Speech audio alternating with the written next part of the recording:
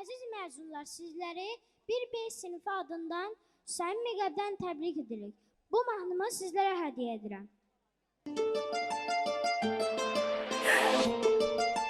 Necə tez keçdi illər, indi çalınacaq son zəng, aparır bizi gələcəyimizə.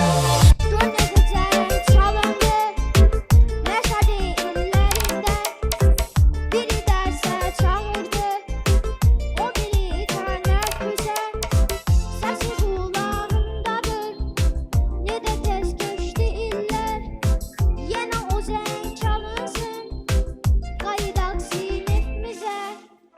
İndi zəng çalınacaq, amma bu o zəng deyil. Bilirsiniz adı nədir? Hamı birlikdə desin.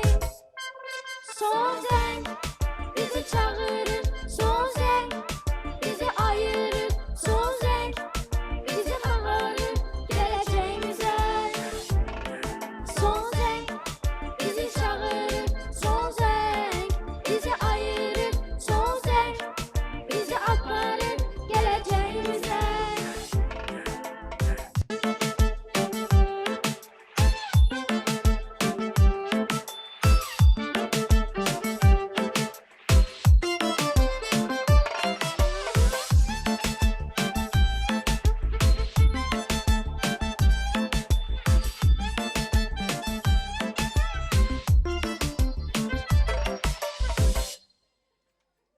Gör necə zəng çalındı, məşədi illərində, biri dərsə çağırdı, o biri tənəffüsə, səsi qulağımdadır, necə tez keçdi illər, yenə o zəng çalınsın, qayıdaq sinifimizə.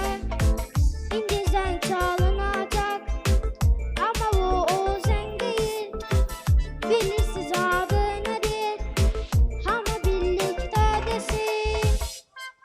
Son zəng bizi çağırır, son zəng bizi ayırır, son zəng bizi aparır gələcəyimizə. Son zəng bizi çağırır, son zəng bizi ayırır, son zəng bizi aparır gələcəyimizə.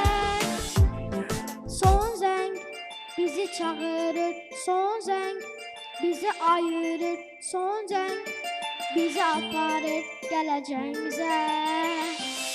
Son zəng. Əziz məzunlar, sizləri sevirəm.